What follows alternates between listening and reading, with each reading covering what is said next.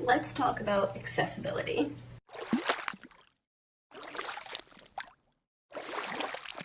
At the end of spring semester of 2018, I enrolled in a course called Writing for Social Change. At the time, I didn't know much about social change.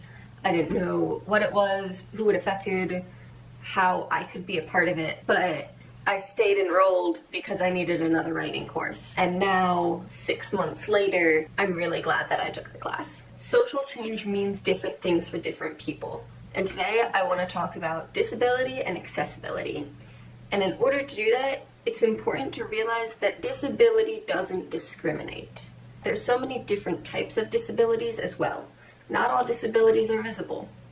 So, in order to break down disability a little bit, I'm going to tell you about my disability. Usually, when I'm at school, I worked with the Disability Services Office and I had them write letters to my instructors and to my professors. And on that letter, it said that if they were to be handing things out, that I should have the ability to either access it online so I can enlarge it myself, or the professor should hand it out in 18-point font. That's a small way of helping a student a lot. When something is in 18-point font, I don't have to be squinting or straining my eyes or switching my regular glasses for my reading glasses and taking out my magnifier and turning on a light so that it's easier to see. Instead, the world becomes more accessible to me when things are in larger fonts, or when it is a more stark contrast between the text and the background color. So my name is Nowhalle. My disability is that I have a vision impairment, and the way the future becomes accessible to me is when things are in larger fonts, or bold, or not in script, or in an audio fashion. And here's a few more people who are going to tell you what disability and accessibility is like for them. Hi, my name is Katelin. I'm a 20-year-old female and I currently go to college at Clarion University. I'm in my third year of school.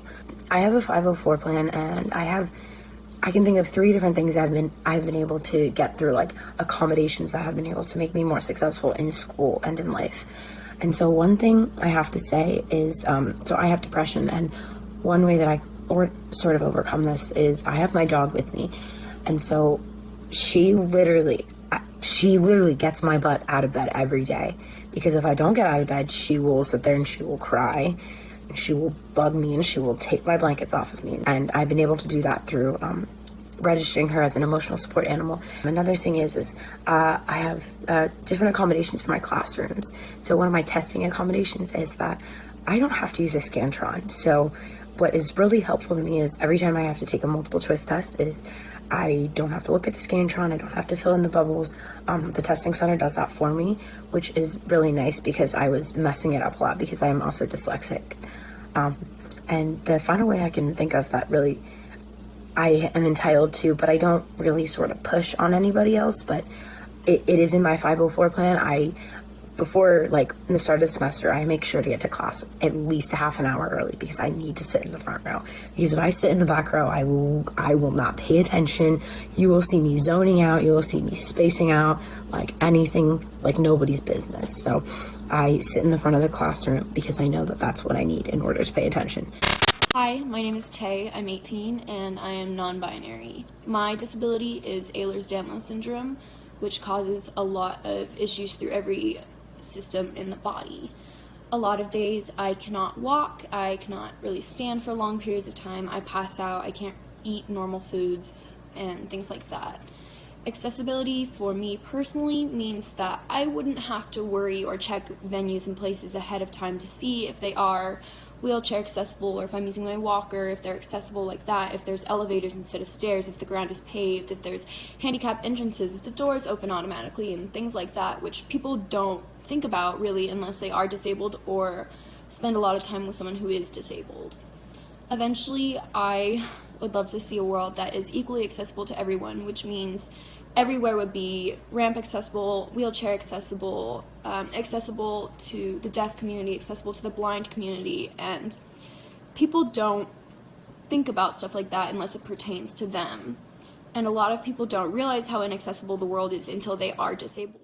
Hi, my name is Arielle Jane. I am a 21-year-old cis female and I use she, her pronouns. I have a disability called juvenile rheumatoid arthritis, which means a lot of different things, but primarily for me that I have a lot of joint pain and stiffness and that I get fatigued physically very, very easily. And the main issue that causes for me is that I can't be on my feet for very long and I have to be very careful with the ways that I move my body. So this often means that anytime I want to leave the house, whether that's to go traveling or just go to the grocery store, that I have to scope out well in advance anywhere that I'm going to go to see what I need to bring to be able to just exist in that space. And also verifying that those places have seating options as well as an elevator option instead of stairs. And through traveling especially, I found that a lot of places don't take accessibility like that into consideration. For example, Grand Central Terminal in New York City, where they expect you to just come and go and not stop anywhere, so there's not really any seating available. What is available is in the cafeteria, and that's usually packed, and if you try to stop anywhere else, they will yell at you. They put big over the speakers, like no sitting down anywhere, because accessibility was never factored in to the building of that space.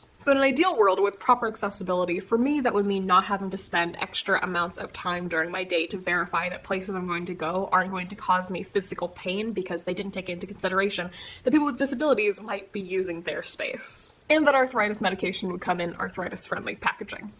That'd be nice.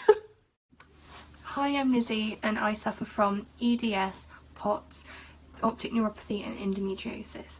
Disability for me means that I'm not living the life that I wanted to live. Disabilities can be so debilitating at times when you want to do things but you can't because you're in pain or something isn't accessible to you.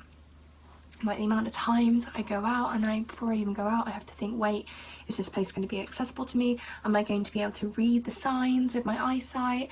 Am I going to be able to, will there be nearby water stations that I can fill up my water bottle so I don't get too dehydrated and my pots go funny? With my joints I need to make sure it's all level and how much standing's involved. People don't realise how much thought goes into someone with a disability and how we have to concentrate and make sure that it is accessible. Not every single time you want to be going out, you want to be thinking, is this building accessible? Will this place cater for my needs? It sucks having to think about that every single time when you leave the house. I just hope that in the future people will plan things more steadily, and when they make a building or anything, they think about the accessible needs of people with different disabilities, because there are many people out there and we do have feelings, so please think more carefully and we'll love you for it.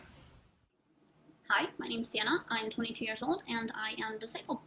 I see arguments all the time on social media about referring to disabled people as differently abled or a person with a disability instead of a disabled person, but disabled is not a bad word. And personally, my disability is part of my identity. It affects everything I do. And obviously being disabled at 22 is not the life I envisioned for myself, but sometimes it'd be that way.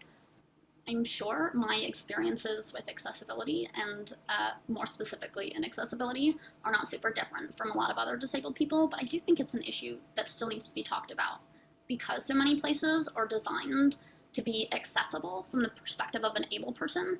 They don't understand that something's inaccessible until you tell them. When I think about places being accessible, I think about them as being places where anybody can go. And a lot of times it's small things that people don't even notice or think about, like there's only a couple of handicap spots in a really big parking lot, or the door is too heavy for someone with muscle weakness to open, or the aisles aren't wide enough for someone in a wheelchair to fit through. And it's really things that people don't notice until it starts affecting them every day. The way I think about accessibility has evolved as my health has evolved. So I guess in regards to disability and accessibility, keep talking about it. Awareness really is key for things like this. Able-bodied friends, please be a good ally to your disabled friends. Speak up for them, don't speak for them. Be a voice for a minority that has been so largely overlooked and still represents a huge part of the population. Disabled friends, speak up for yourself. I know it's scary and it's hard, but you deserve accessibility, you deserve accommodations, you deserve to have the same experience and occupy the same space as everybody else without having to jump through hoops to get there. So as you can see, different people need different things, and different people are impaired in different ways, but impairment doesn't have to have a negative connotation to it. I have these friends. They're my crutches. I keep them with me at school and I take them with me on vacation because I never know when my hip pain is going to flare up and I will need a mobility aid.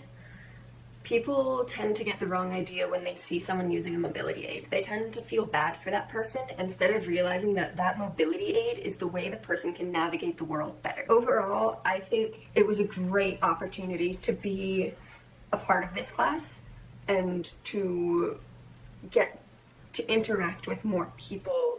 Just being able to learn from others and to be able to help each other. I hope what you take away from this is anybody can help the world to become more accessible, and little things go a long way. As Annie Segarra would say, the future is accessible. Thanks for watching.